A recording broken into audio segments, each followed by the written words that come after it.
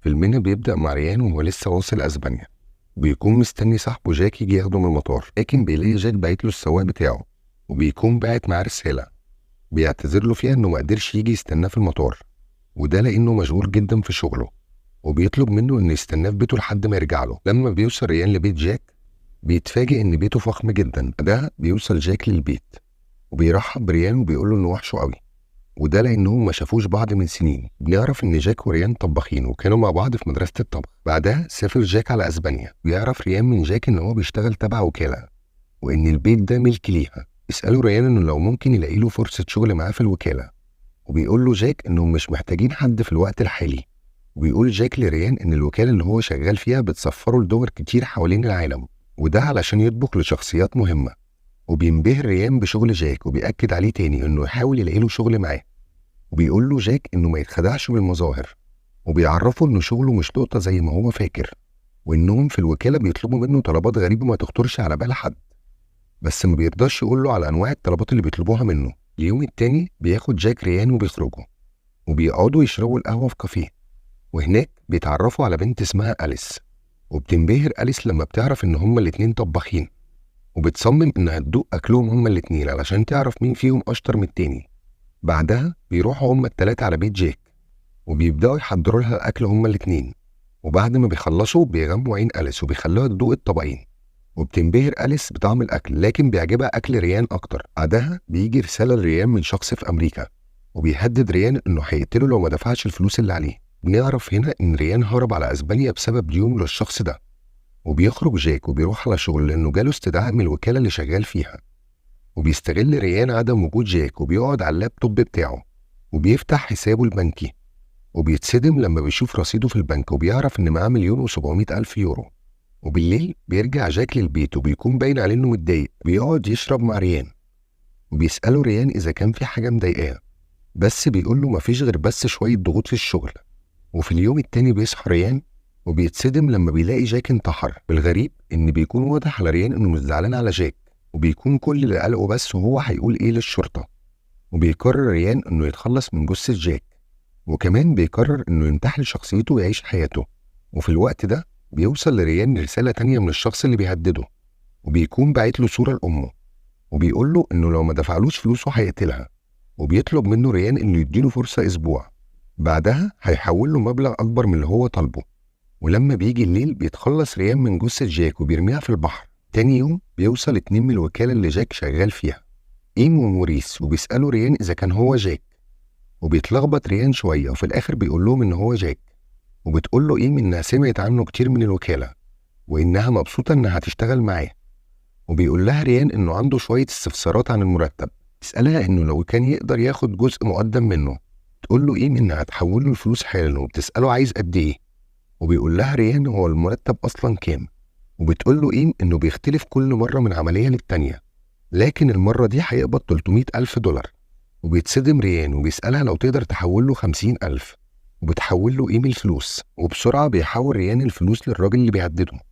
وبتسأل إيم ريان إذا كان اختار اللحمة اللي هيطبخها للعملاء، وبيستغرب ريان من سؤالها وبيقول لها إنه لسه ما اختارش حاجة. وبتقول له إيم إن في 5 عملاء هيحضروا العزومة بتاعت بكرة، وإنهم دافعين ملايين علشان يدوقوا اللحمة بتاعته. بيقول لها ريان إن لو ممكن تاخده للمكان اللي هيجيب منه اللحمة اللي هيطبخها، وبتاخده إيم لمكان في وسط المدينة، وبتطلب منه إنه يختار إنسان صحته كويسة علشان لحمته تبقى كويسة. وبتقول له إن موريس هيكون معاه وهيساعده في اختيار الضحية. وبيتصدم ريان من اللي بيسمعه وبيعرف إن الوكالة بتتاجر في لحوم البشر. ده بيفهم ليه جاك موت نفسه. بعدها بيرجع ريان البيت وما بيكونش عارف يتصرف في الورطة اللي وقع فيها، وبيكون محتار لأن لو الوكالة عرفت هتخلص عليه. وبتجيله فكرة إنه يهرب، لكن أول ما بياخد شنطته ويمشي بتظهر إيم قدامه وبتسأله رايح على فين. وبيقول لها ريان إنه عنده قلق وكان خارج يتمشى. وبتقول له إيم إنها سمعت عنه كتير وعارفة إنه بيتوتر في كل عملية جديدة. وبتقول له إن الوكالة أحسن من أماكن كتير لأنها مش بتموت غير 75 شخص بس في السنة، وقصاد ده بيكسبوا أكتر من 100 مليون دولار. وبتقول له إن الوكالة بتحول 10% من أرباحها للجمعيات الخيرية، وإنها بكده أحسن من شركات تانية كتير تسبب في موت عمال وأشخاص بدون مقابل. وبتكون إيم شايفة إن الوكالة بكده بتخدم المجتمع. وتاني يوم بيخرج موريس مع ريال علشان يختاروا الضحية، وبيقابلهم شخص اسمه خوسيه وبيسألهم لو محتاجين مساعدة. ده بيقرر موريس إن خوسيه يكون الضحية، وبيقول له إن عربيتهم عطلت ومحتاجين حد يصلحها.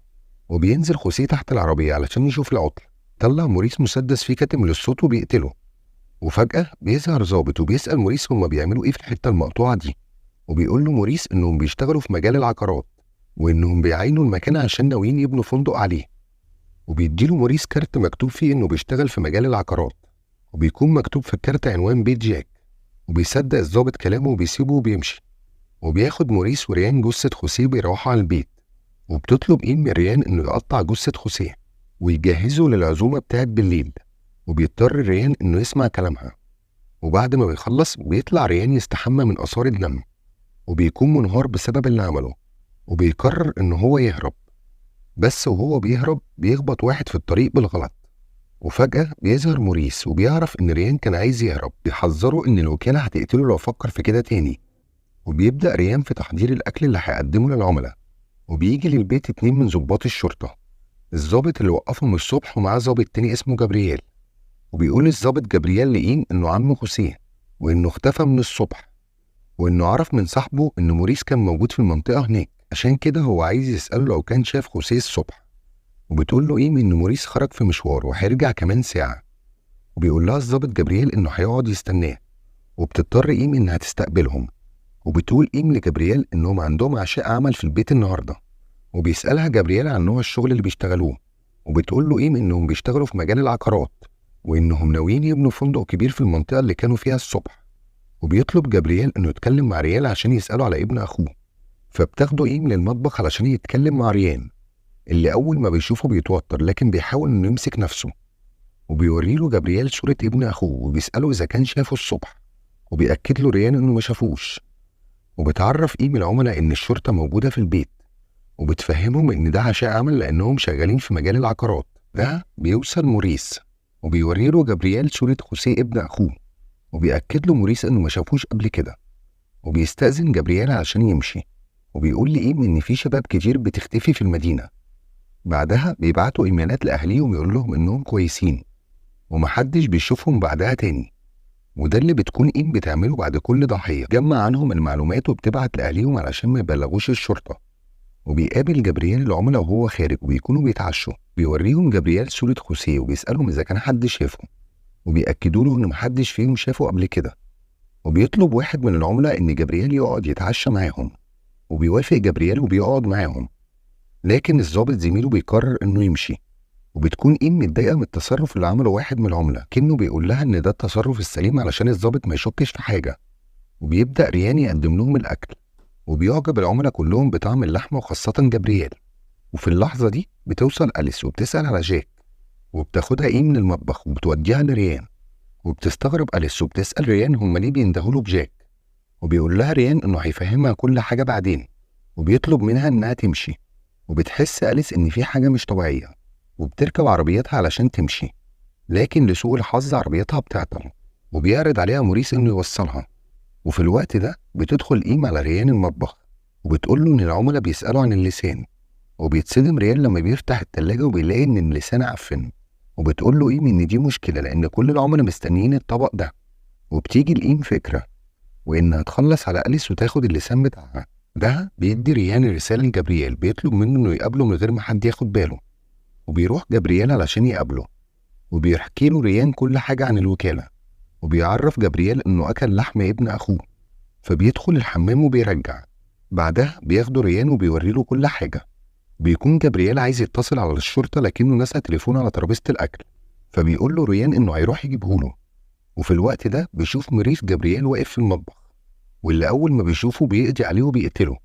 ولما بيرجع ريان بيشوف جثة جابرييل بيعمل نفسه إنه اتفاجئ، وبيساعد موريس إنهم يتخلصوا منه. بعدها بنشوف إيم وهي بتبعت رسائل لأهالي أليس وجابرييل وخوسيه علشان توهمهم إنهم لسه عايشين. وتاني يوم بيكون ريان قاعد مع موريس وإيم، وبيزرع له موريس جهاز تتبع في رقبته علشان الوكالة تقدر تحدد مكانه بسهولة. وبتسأل إيم ريان إذا كان هيسافر أمريكا يقضي أجازته كالعادة، وبيقول لها ريان إنه هيعمل كده.